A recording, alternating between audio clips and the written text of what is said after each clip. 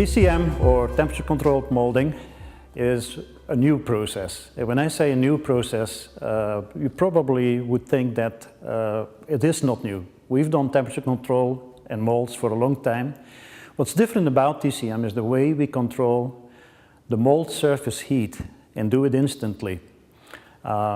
It's been a long time in development, and it was very challenging to have a mold surface that really maintains whatever you dictate in terms of temperature up or down, and also in terms of temperature gradients, whether it's a ramp rate with dwell or whether it's descent. And of course, a lot of that depends on whether you have exotherm reactions during that process.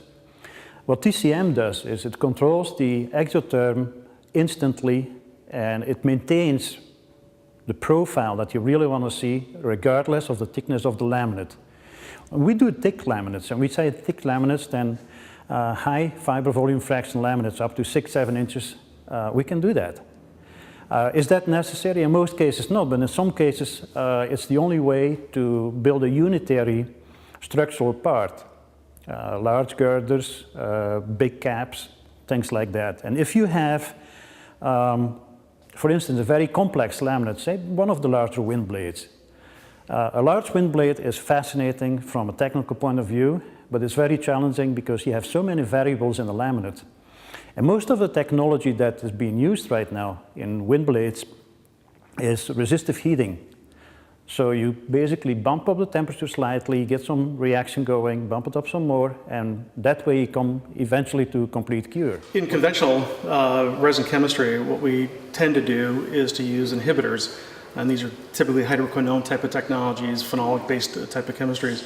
The negative of doing this is that when we're talking about a free radical polymerization, once these inhibitors go and align themselves with the free radical and capturing them, they're lost into the system.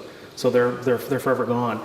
With the Blockbuilder technology, the real advantage that we see on it is they act like an inhibitor at ambient temperatures, but have the ability to, once they're exposed to heat, and whatever that activation temperature is, and typically what we see is about 140 to 150 degrees F, is we see that the free radical is released and then is allowed to do its thing in terms of causing the cross-linking of the polyester or vinyl ester chemistry. That's the real big advantage, is that it's not lost, it is actually just captured and contained. Conversely, if the temperature drops down below that temperature, that activation temperature, it'll go back and capture these free radicals. So we have the ability to turn on and turn off the chemistry. Predominantly we want to turn it on, but we want to be able to control when that gets turned down. And that's the big difference between standard room temperature inhibitor systems and the Blockbuilder technology.